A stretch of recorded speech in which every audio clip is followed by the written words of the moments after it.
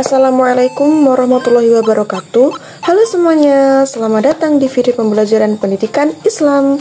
Nah, sebelum masuk ke materi yang akan kita bahas, perkenalkan, nama saya Tasya Aluna Azahra dari program studi Tadris Bahasa Inggris di Universitas Al-Falah Asuniyah Kencang. Teman-teman, salam kenal ya.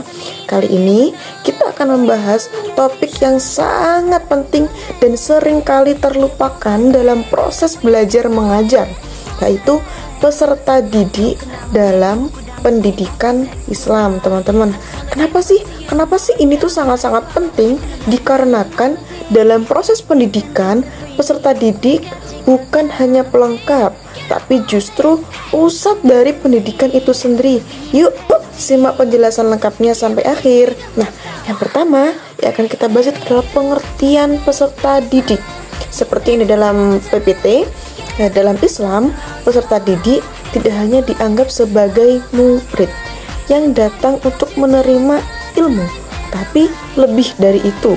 Peserta didik adalah makhluk Allah yang sedang dalam proses menjadi insan kamil, manusia paripurna yang seimbang antara ilmu dan iman, antara dunia dan juga akhirat. Nah, kata peserta didik dalam Islam mencerminkan seseorang yang aktif belajar, berupaya memahami ilmu, memperbaiki diri, dan juga menjadikan proses belajarnya sebagai bentuk penghambaan kepada Allah Subhanahu wa ta'ala, teman-teman.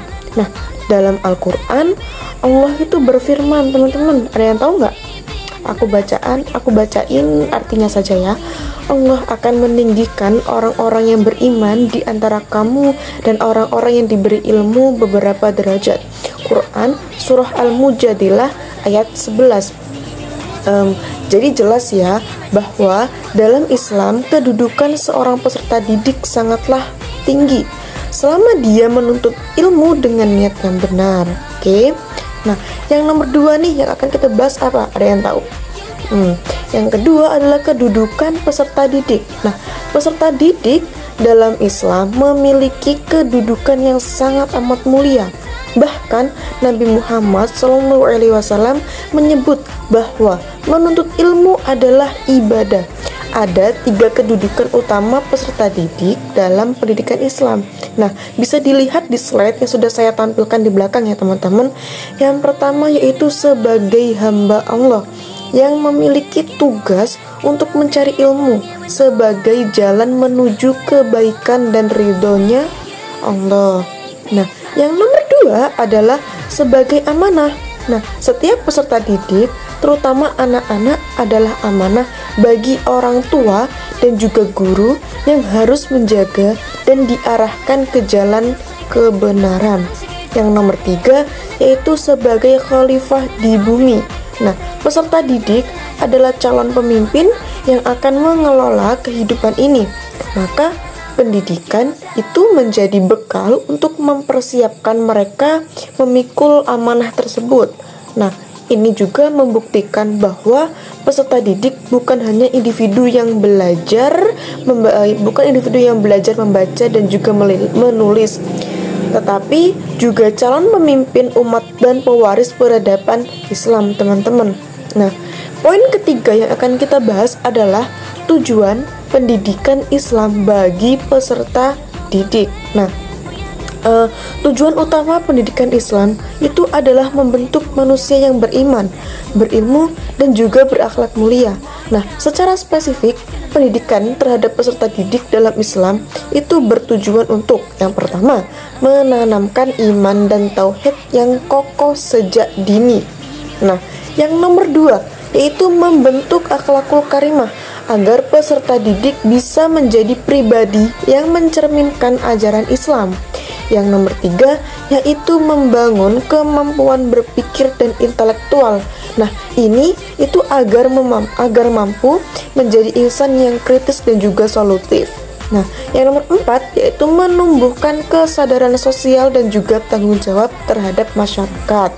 Nah, kemudian yang selanjutnya adalah menyiapkan peserta didik untuk hidup mandiri dan bermanfaat di dunia, sekaligus berbekal untuk di akhirat nanti, teman-teman. Jadi, dalam Islam, pendidikan itu bukan hanya untuk mendapatkan nilai bagus atau ijazah saja, tetapi untuk membentuk karakter dan bekal hidup yang sesungguhnya. Nah, yang nomor 4 yang akan kita bahas adalah ciri dan karakteristik peserta didik.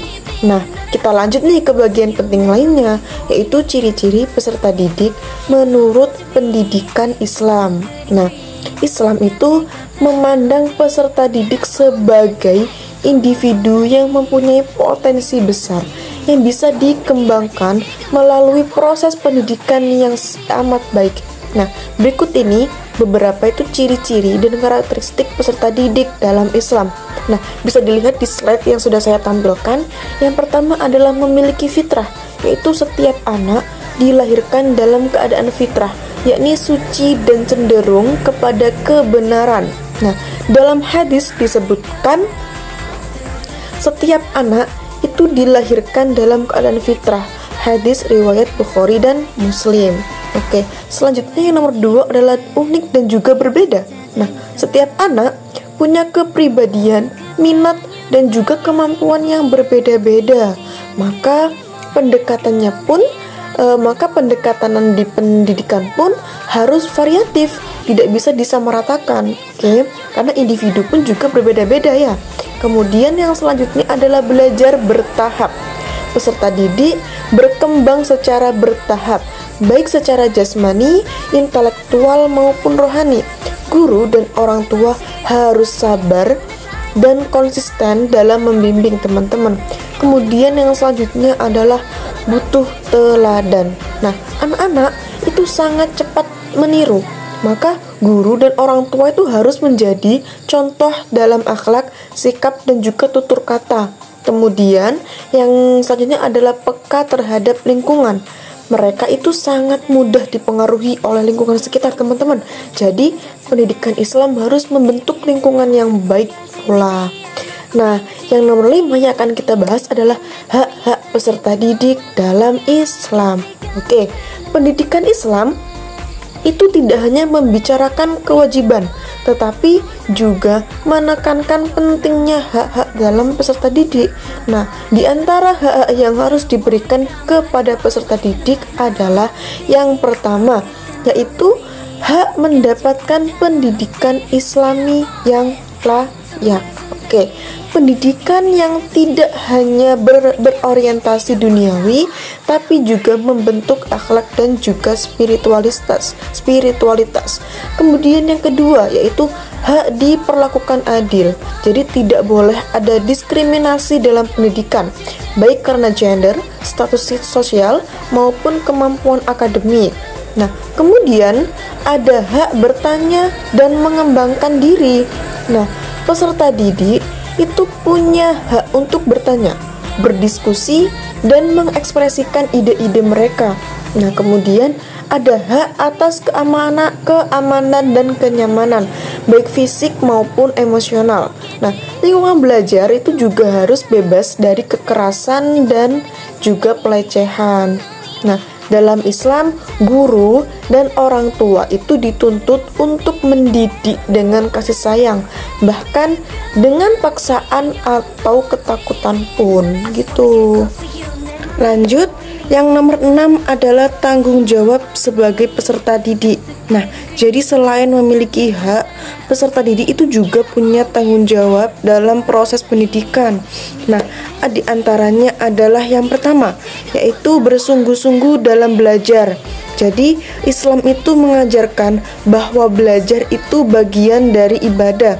Jadi, harus dilakukan dengan serius, teman-teman. Nah, yang nomor 2 adalah menjaga adab. Adab kepada guru, teman, bahkan terhadap ilmu itu sendiri. Jadi, misalnya tidak memotong pembicaraan guru, tidak menyombongkan ilmu, dan juga menjaga sikap sopan, teman-teman. Nah, selanjutnya yaitu mengamalkan ilmu. Ilmu yang tidak diamalkan akan menjadi beban. Maka penting bagi peserta didik untuk mempraktikkan apa yang telah dipelajari, teman-teman. Nah, selanjutnya adalah berakhlak baik. seorang pelajar sejati itu tidak hanya pintar, tapi juga memiliki akhlak yang mencerminkan nilai-nilai Islam gitu. Nah, poin ketujuh yang akan kita bahas adalah peran orang tua dan guru. Oke, perjalanan peserta didik tidak akan maksimal tanpa peran dua tokoh penting, yaitu orang tua dan juga guru. Orang tua adalah madrasah pertama bagi seorang anak. Jadi, pendidikan Islam itu dimulai di rumah. Dari kebiasaan sederhana seperti memberi salam, kemudian membaca doa, hingga juga menjaga sebuah kebersihan. Nah, kemudian guru itu adalah pewaris para nabi. Ia tidak hanya mengajarkan ilmu, tapi juga membimbing jiwa dan akhlak. Nah, keduanya ini harus saling bersinergi. Tanpa kerjasama antara guru dan juga orang tua peserta didik, itu akan mengalami kebingungan arah dan juga nilai gitu. Nah, dari yang sudah saya jelaskan mulai awal tadi sampai akhir, jadi kesimpulannya apa teman-teman? Nah, jadi teman-teman, kesimpulannya adalah peserta didik dalam pendidikan Islam itu bukan hanya objek yang menerima ilmu, tapi juga subjek aktif yang sedang membangun dirinya sebagai pribadi Islami. Jadi, pendidikan Islam itu menempatkan peserta didik sebagai manusia utuh yang mempunyai hak, tanggung jawab, potensi, dan masa depan yang luar biasa.